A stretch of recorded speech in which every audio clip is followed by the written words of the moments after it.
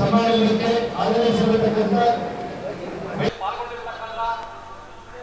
ಮಹಾರಾಷ್ಟ್ರದಿಂದ ಯದುವೀರ ಕೃಷ್ಣದತ್ತ ಚಾಮರಾಜ ಒಡೆಯರವರೇ ಹಾಗೂ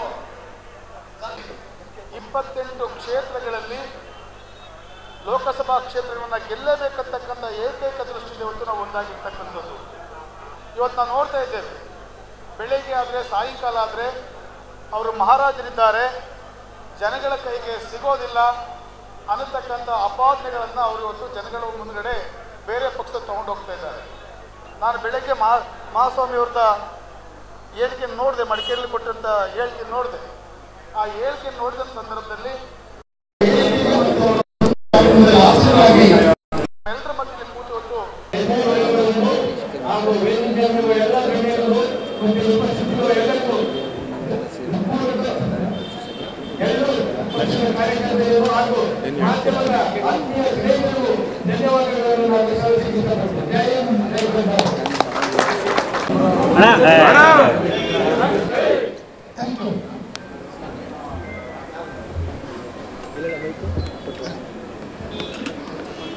ಅಣ್ಣ ಕೊಟ್ಟನಲ್ಲ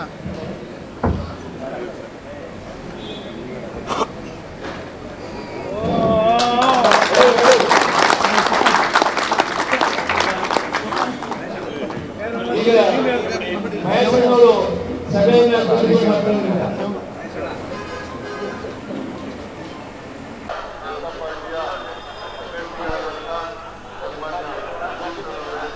ಹಾಗೂ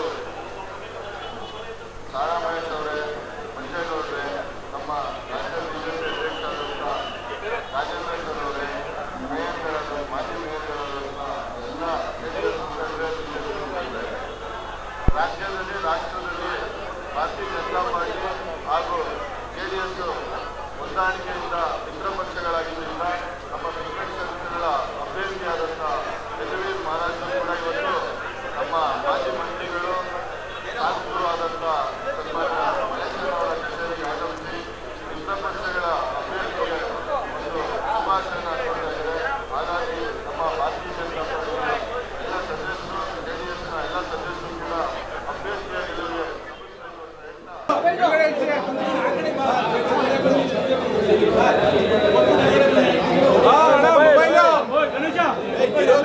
ಮಾಡಿಸ್ಕೊಡ್ತಿದ್ದಾರೆ.